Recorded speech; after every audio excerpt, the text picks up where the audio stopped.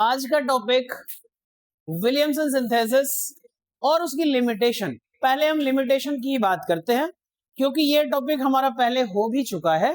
तो आज हम बात करते हैं लिमिटेशन ऑफ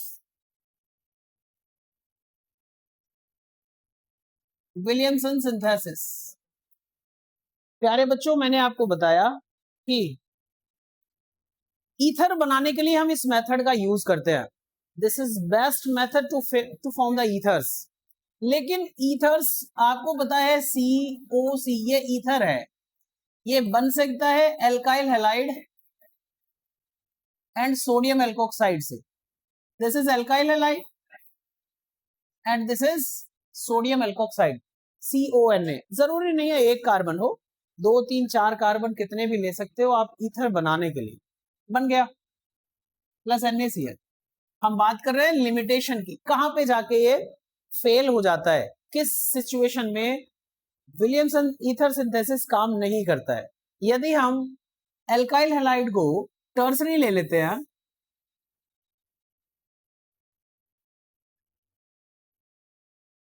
Cl कैसा है ये टर्सरी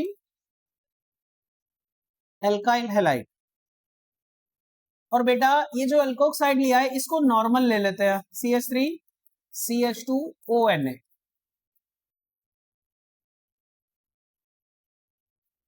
इसको बोलते हैं सोडियम एल्कोक्साइड। ओके, सो क्या होता है, Cl यहां से निकलना चाहिए जैसा मैंने बताया आज तक, है ना। NaCl रिलीज हो जाए, क्या बन जाए C के साथ लग जाए OC2H5, ईथर बन जाए। लेकिन इस रिएक्शन में बेटा ईथर्स नहीं बनते हैं।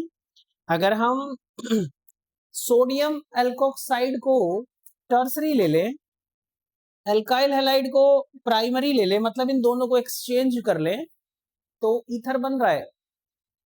बट टर्सरी एल्काइल हैलाइड, क्या बोला मैंने,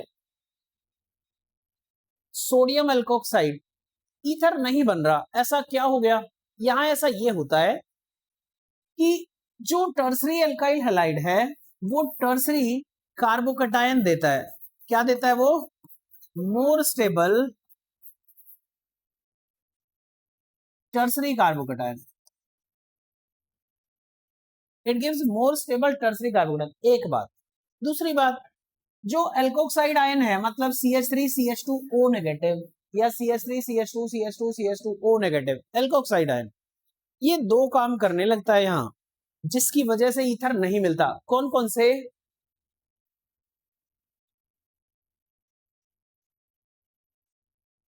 it acts as a base as well as a nucleophile।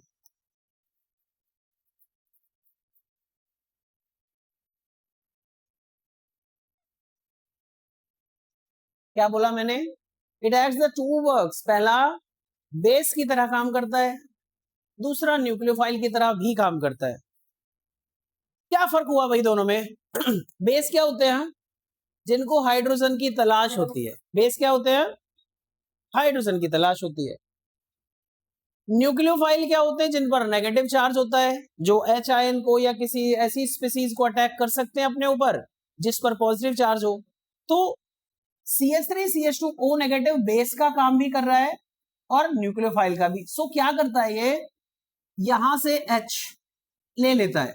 Okay, जब यहां से H लेगा, NaCl यहां से लिया, CH3 CH2O नेगेटिव था, उसने H यहां से लिया, तो दोनों के बीच क्या आ जाता है, डबल बॉन्ड। क्या आ जाता है बेटा, तो प्रोडक्ट बनता है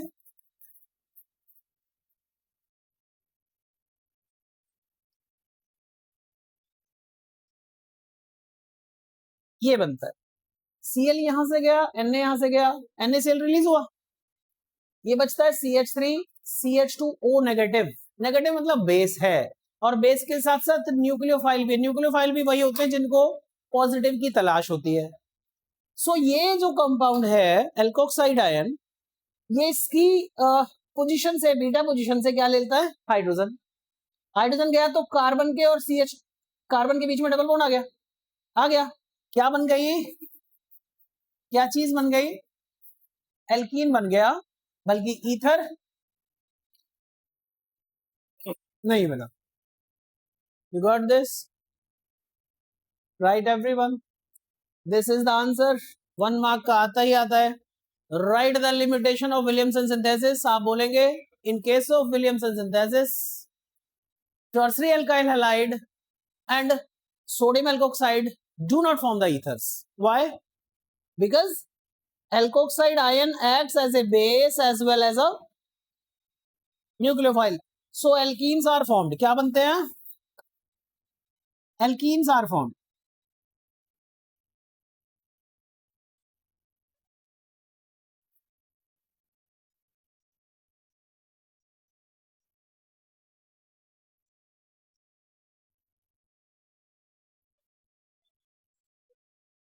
लिखे सभी।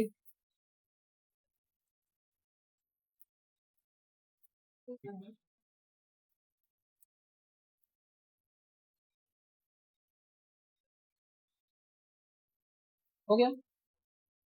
हो गया सभी का? पढ़े आगे।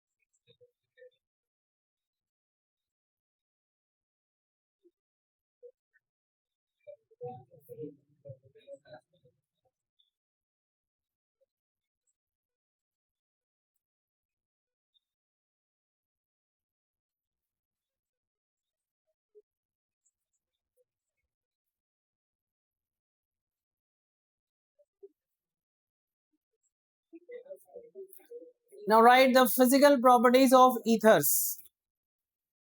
What will you write? The physical properties of ethers.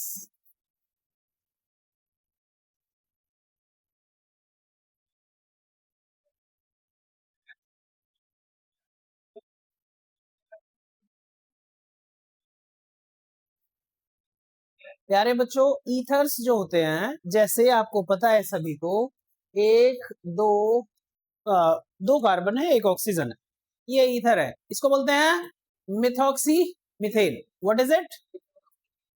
हो सकता है दो कार्बन दोनों तरफ होते, एक तरफ होते, एक तरफ एक होता। फॉर एग्जाम्पल ये गैस है। क्या है ये? Gases. Methoxy methane, methoxyethane are gases in nature. But the higher members, जैसे जैसे कार्बन एटम बढ़ते चले जाते हैं, weak van der Waals forces of attraction बढ़ते चले जाते हैं, और ये गैस से लिक्विड में कन्वर्ट होते चले जाते। एक बात हो गई, फिजिकल नेचर बात हो गई। सेकंड हम बात करते हैं हमेशा बॉइलिंग पॉइंट की। किसकी बात करते हैं? तो ईथर्स जो हैं, ये इनके बॉइलिंग पॉइंट्स ना बेटा, एल्केन्स के बॉइलिंग पॉइंट्स के लगभग बराबर ही होते हैं। किसके? एल्केन्स। लेकिन अल्कोहल से बॉइलिंग पॉइंट इनके पता नहीं कितना ज्यादा कम होते हैं, लगभग। अगर हम बात करें मिथॉक्सी प्रोपेन की, मतलब 4 कार्बन की, और अल्कोहल भी 4 कार्बन वाला लें, तो अल्कोहल ब्यूटेनॉल जो होता है उसका बॉइलिंग पॉइंट 390 केल्विन है, लेकिन इसका बॉइलिंग पॉइंट कितना है? इसका बॉइलिंग पॉइंट है 307। तो काफी कम होते हैं। इनके बॉइलिंग पॉइंट भी लगभग वैसे ही होते हैं। अगर इसकी जगह हम 4 कार्बन का ब्यूटेन ले लेना, तो इसका बॉइलिंग पॉइंट होता है 309, इसका मैंने बताया 307.5। अगर इसमें 4 कार्बन है, 1 2 3 4, ओके, इसमें 4 कार्बन है, ब्यूटेनॉल है, तो इसका बॉइलिंग पॉइंट मैंने आपको बताया 390। अब आप इससे इससे अंदाजा लगा सकते हैं ईथर्स जो होते हैं उनके बॉइलिंग पॉइंट काफी कम है, लगभग बराबर होते हैं एल्केन्स के जैसे, लेकिन अल्कोहल्स के बॉइलिंग पॉइंट काफी ज्यादा होते हैं। What is the reason behind this? Yes, अगर ऐसी सिचुएशन आए, दो बातों में फर्क आए, पहला बॉइलिंग पॉइंट और दूसरा सॉल्युबिलिटी, पहला और दूसरे कंपाउंड में हाइड्रोजन बॉन्ड प्रेजेंट है, तो आप आंसर वही रखें जैसे हमसे बात की जाती है वाटर की HOH, दूसरा की जाती है किसी एल्केन की CH3CH3 या C3H8, इनकी बात की जाती। तो एल्केन्स हैं प्रोपेन, ब्यूटेन, पेंटेन, इनमें कोई हाइड्रोजन बॉन्डिंग नहीं है। ओके, हाइड्रोजन बॉन्डिंग सिर्फ 3 ही टाइप के कंपाउंड्स में है जहां हाइड्रोजन फ्लोरीन, ऑक्सीजन, नाइट्रोजन के साथ अटैच्ड है, सिर्फ वहीं पर हाइड्रोजन बॉन्डिंग, इसके अलावा नहीं है। Cl में भी कुछ जगह बताते हैं कि हाइड्रोजन बॉन्डिंग होती है, लेकिन नहीं होती है। जो मैं बता रहा हूं उसी को सही मानना आप। ओके, तो हाइड्रोजन बॉन्डिंग सिर्फ कहां पर है? फ्लोरीन, ऑक्सीजन, नाइट्रोजन के साथ अगर हाइड्रोजन अटैच्ड है तभी हाइड्रोजन बॉन्डिंग, इसके अलावा नहीं है। ओके, सो अल्कोहल्स जो होते हैं they have higher boiling points than the ethers, as ethers having the boiling point approx equal to the alkanes, है ना, इनके बॉइलिंग पॉइंट लगभग इतने ही होते हैं। अच्छा, आगे बढ़े बेटा। कोई भी ईथर है, मान लीजिए एक कार्बन, ऑक्सीजन, कार्बन। ओके, अगले वाले में हमने एक कार्बन, ऑक्सीजन, 2 कार्बन, फिर 3 कार्बन, 4 कार्बन। तो मैं क्या बढ़ाता जा रहा हूं? Carbon atoms. जैसे जैसे कार्बन एटम्स बढ़ाएंगे बॉइलिंग पॉइंट भी बढ़ जाएगा। Why increases? Because weak van der Waals forces increase हो जाते हैं, है ना, और वैंडरवाल फोर्सेस इंक्रीज होंगे तो कार्बन कार्बन के बीच में जो फोर्सेस होते हैं तो बॉइलिंग पॉइंट बढ़ेगा ही। दूसरी बात, मास बढ़ जाता है। अगर मोलर मास बढ़ता है कंपाउंड का तो भी बॉइलिंग पॉइंट बढ़ने के चांसेस ही होते हैं, है ना। आगे बढ़े, फिर हम बात करते हैं सॉल्युबिलिटी की। किसकी? सॉल्युबिलिटी। तो क्योंकि जो ईथर होते हैं ना बेटा, इनकी स्ट्रक्चर वाटर के जैसी होती है। आइए जरा इधर, वाटर को आप ऐसे देखते हैं ना, वैसे ही ईथर की स्ट्रक्चर भी होती है। फर्क सिर्फ इतना है, स्ट्रक्चर दोनों की सेम है। कैसी स्ट्रक्चर है? कैसी है ये? आप कैसी है? V shape. कैसी है? तो ये वी शेप है, इसको बोलते हैं बेंट शेप। क्या बोलते हैं इसे? वी या बेंट शेप, ठीक है। दोनों की सेम स्ट्रक्चर है, लेकिन जो बॉन्ड एंगल है 1 होना चाहिए। कितना? 109 डिग्री 28 मिनट। याद करा देता हूं, कितना बॉन्ड एंगल होना चाहिए? वो सब कंपाउंड में नहीं हो सकता है, वो वहां हो सकता है जहां पर कोई रिपेल करने वाला एटम, लोन पेयर वगैरह ना हो। यहां देखो, सिर्फ बॉन्ड्स हैं, बॉन्ड्स में रिपल्शन नहीं होता है। इलेक्ट्रॉन्स में, लोन पेयर्स में रिपल्शन होता है, बॉन्ड्स में तो रिपल्शन लगभग ना के बराबर होता है। सो इसमें जो ये जो मैंने स्ट्रक्चर आपके सामने है, जो मैं ऐसे बना रहा हूं, ऐसे करके बना, देख रहे हो, ये एक हाइड्रोजन, हाइड्रोजन, हाइड्रोजन, हाइड्रोजन, ऐसे आ जाओ तब भी वही स्ट्रक्चर थी, है ना बेटा। ये टेट्राहेड्रल स्ट्रक्चर है। कैसी है ये? तो यहां एंगल होता है 109 degree 28 minute. As we know CH4 has the bond angle इतना। हाइब्रिडाइजेशन sp3, क्या क्या बोला मैंने? 2 बातें बोली। CH4 has the bond angle, yes, and the hybridization this compound also has the bond angle, hybridization sp3, इसका भी sp3 है, ये तो sp3 है ही, और ये भी sp3 दिखा रहा है। हाइब्रिडाइजेशन, सुनो मेरी बात, sp3 है तो शेप हमेशा टेट्राहेड्रल होगी, ठीक, लेकिन शेप बिगड़ जाती है प्रेजेंस ऑफ लोन पेयर की वजह से, ठीक। मैंने इसकी बात की। हाइब्रिडाइजेशन क्या है? sp3। शेप क्या है? टेट्राहेड्रल। तो चिल्ड्रन इसकी भी हाइब्रिडाइजेशन sp3 है, तो इसकी शेप भी टेट्राहेड्रल होनी चाहिए, इसकी भी वही होनी चाहिए, लेकिन क्या है? वी या बैंड शेप। सो मैंने बताया अगर बॉन्ड्स की जगह लोन पेयर्स आ जाते हैं तो वो शेप को बिगाड़ देते हैं, वो शेप को डिस्टॉर्ट कर देते हैं, चेंज कर देते हैं। देखो इसी में बताता हूं, ओके देखो ध्यान से। मैंने अभी आपको ऐसे स्ट्रक्चर बताई थी ना, CH4 की, hydrogen hydrogen hydrogen hydrogen carbon. अगर हम इस बॉन्ड को हटा दे, हटा दिया, और इस बॉन्ड को भी हटा दे, तो अभी ये शेप रह गई ना। तो इन बॉन्ड्स की वजह से, बॉन्ड्स की जगह से लोन पेयर ऑफ इलेक्ट्रॉन आ गए। लोन पेयर्स ने इस शेप को टेट्राहेड्रल की बजाय वी शेप बना दिया, बैंड शेप बना दिया। और इन्हीं लोन पेयर्स की वजह से, इन दोनों लोन पेयर्स की वजह से इस इनका बॉन्ड एंगल भी इससे अलग मिलेगा। लॉजिक लगाना पड़ेगा, बुद्धि लगानी पड़ेगी आपको जो आपके पास है। ये जो लोन पेयर्स होते हैं ना बेटा, अभी बताया, ये एक तो ये वाला बॉन्ड गायब हुआ है, एक ये वाला गायब हुआ है, तो ये दोनों के दोनों, पीछे वाला और ये, यही तो रह गया बस। ये और ये क्या करते हैं? इनको अंदर की तरफ रिपेल करते हैं, अंदर की तरफ रिपेल करते हैं। तो इस गरीब का बॉन्ड एंगल रह जाता है 104.5 के approx. The bond angle remains कितना?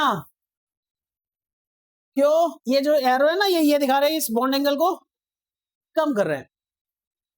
यहां पर बॉन्ड एंगल रह जाता है 111।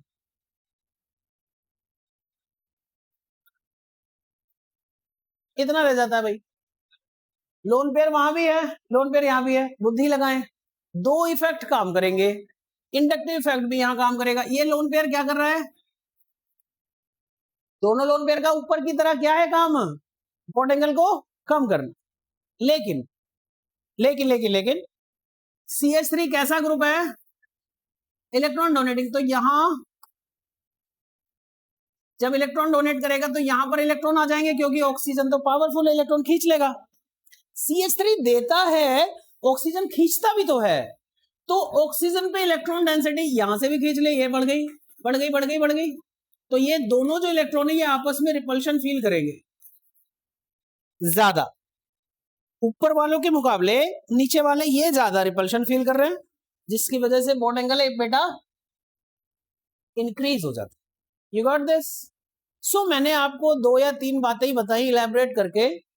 पहली, इनका जो बॉइलिंग पॉइंट होता है वो अल्कोहल से काफी कम होता है, क्योंकि इनमें हाइड्रोजन बॉन्डिंग नहीं होती। अगर इनमें कार्बन एटम्स हम बढ़ाने शुरू कर दें तो बॉइलिंग पॉइंट बढ़ जाता है, because der Waals forces of attractions increase हो जाती है, पोलैरिटी इंक्रीज हो जाती है। ठीक है। फिर मैंने बताया कि बॉन्ड एंगल, इनकी स्ट्रक्चर जो है वो वी शेप या बैंड शेप है। हाइब्रिडाइजेशन sp3 तीनों कंपाउंड्स में है, लेकिन हाइब्रिडाइजेशन होने के बावजूद भी इन सब का बॉन्ड एंगल अलग अलग है, due to presence of lone pair of electron as well as due to the presence of electron donating groups in the ethers. Ethers have the boiling point, bond angle greater than the water as well as from CH4 due to electron donating. You got this? कोई बात ऐसी जो ना ही हो समझ? सब आ गई। Okay, लिखें physical properties of ethers.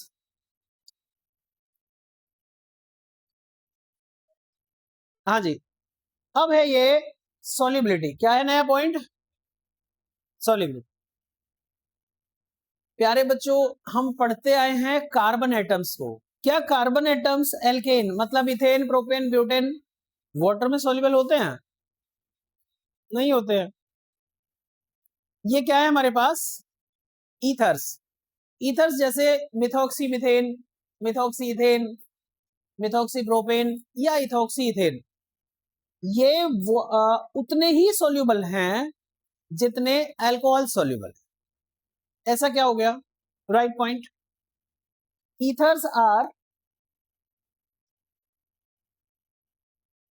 soluble in water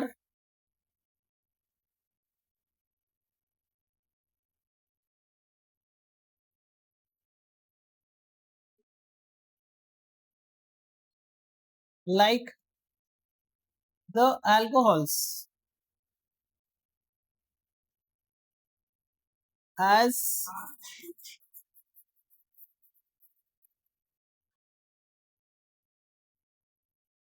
methoxymethane, methoxyethane have solubility equal to alcohols. अब इसका रीजन क्या है? क्या रीजन है कि ये भी वाटर में सॉल्युबल है? इनमें तो हाइड्रोजन बॉन्डिंग नहीं है ना? नहीं है ना? लेकिन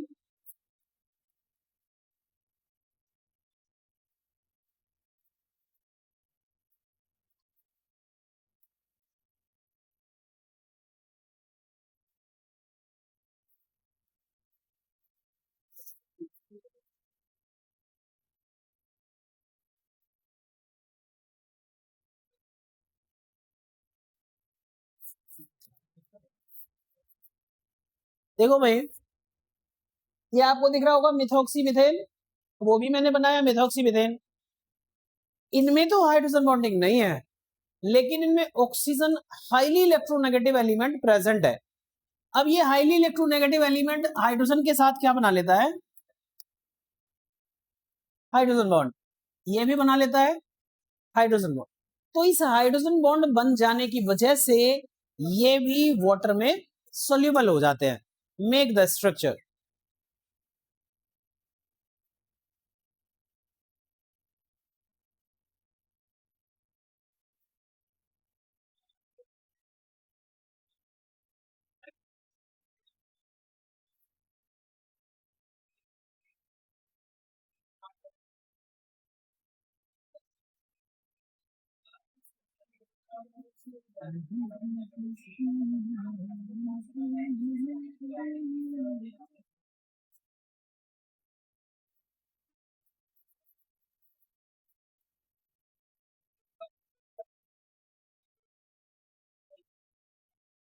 They make the hydrogen bonds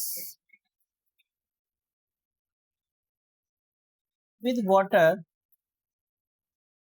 so they are soluble in water as alcohols.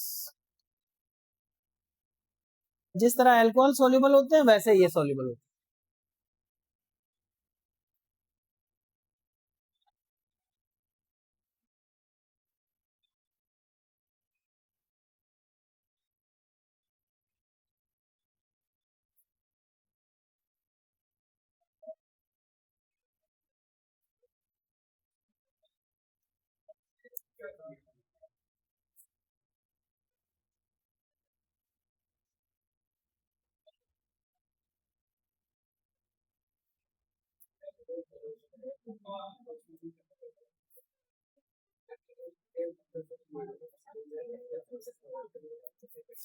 अच्छा भाई, कार्बन एटम बढ़ने पे क्या होगा?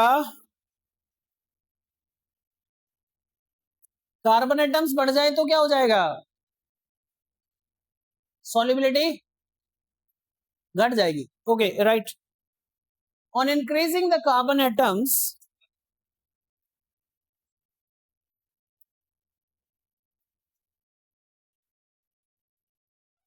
the solubility of ethers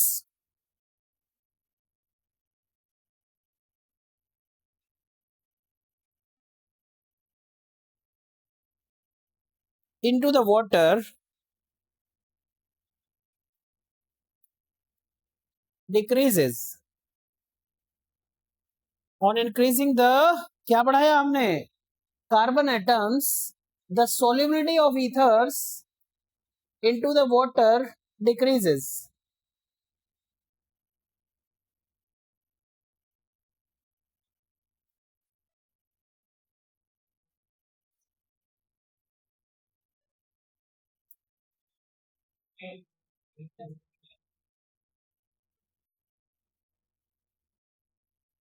आइए बेटा। अरे ये क्या आ गया?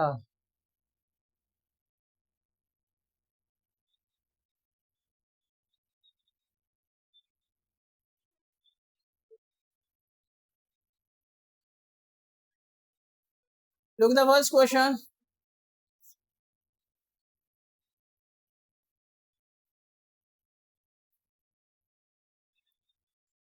क्वेश्चन नंबर 3 करें एक बार। क्वेश्चन नंबर 4 करें। 5 करें।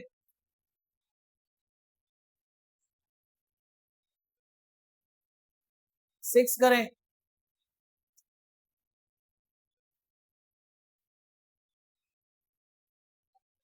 7 करें।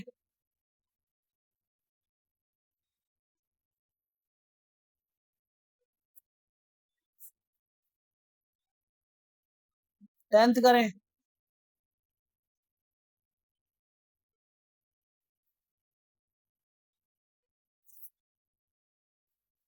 ट्वेल्व करें।